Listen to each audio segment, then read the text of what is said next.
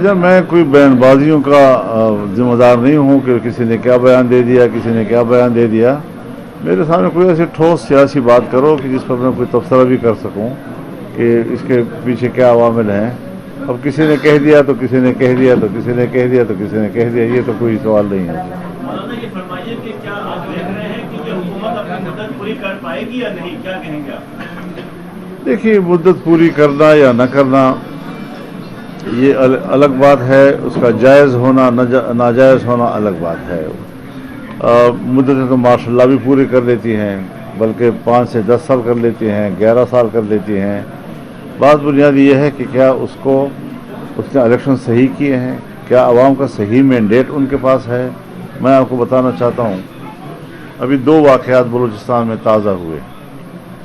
Supreme court ने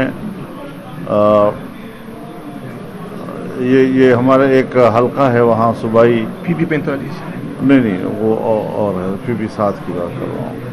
उसमें election ये नादरा ने वो हल्का खोला है और उसमें उन्होंने कहा है कि हमने सिर्फ 2% वोट वेरीफाई किया है, 98% का कुछ पता नहीं चल रहा कहाँ से आया है।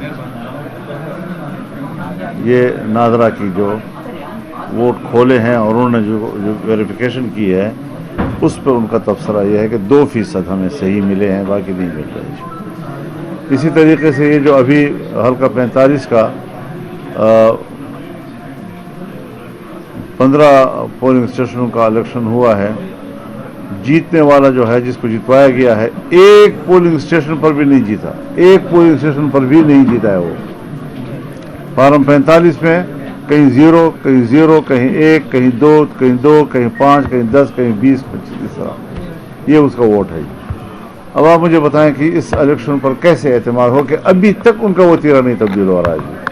अभी तक एस्टेब्लिशमेंट कहती है कि मैंने फैसले करने हैं, मैंने नताज मुरतब करने हैं।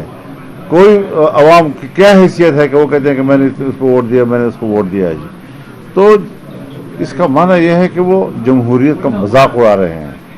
और फिर अगर एस्टेब्लिशमेंट भी मुल्क पे जमहूरियत और आइन का मजाक उड़ाए तो फिर लोग उनका मजाक नहीं उड़ाएंगे, लोग उन पर तनकीद नहीं करेंगे। वो तनकीद पे नाराज होते हैं और हरकतें ये करते हैं कि इख्तिदार हमारे पास होगा, गिरफ्त हमारी मजबूत होगी। इनका कोई नजरिया नहीं है, इनका नजरिया सिर्फ अथॉरिटी है कि गिरफ्त हमारी रहे, वो जायज़ हो ना जायज़ हो कोई परवाह उनको नहीं है।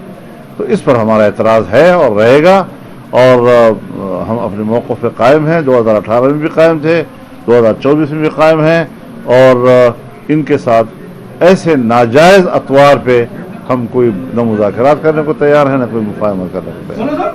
कहा यह जा रहा है कि मार्च अप्रैल में बड़ी वफाकी सतह पर तब्दीली मुतवक्का है और मुसलसल वज़ीर दाखिला मोहसिन नकवी आपके घर चक्कर लगा रहे, आपसे मुलाकातें कराए।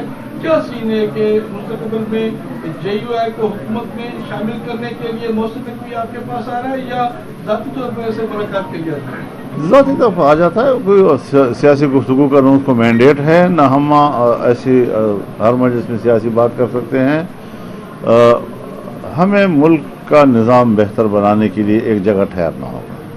मुझे शिकायत अपनी सियासतदानों से है कि जो कंप्रोमाइज़ करते हैं, जमहूरियत पर कंप्रोमाइज़ करते हैं, आइन पर कंप्रोमाइज़ करते हैं, उसूलों पर कंप्रोमाइज़ करते हैं और तमाम निज़ाम उनके हवाले कर लेते हैं, सिर्फ ये कि हमें अपनी मोतबरी मिल जाए।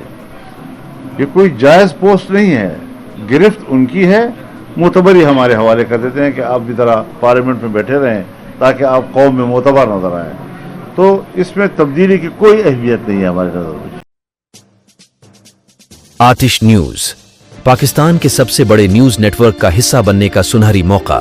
मुल्क भर से दर्ज झेल आसामियों की जरूरत है। Bureau chief, deputy bureau chief, video editor, city reporter, tehsil reporter, district reporter, crime reporter, press reporter, नुमाइंदा, नामहनगार। Chief executive Syed Jamshed Bukhari. मजीद मालूमात के लिए इन नंबर्स पर राबिता करें।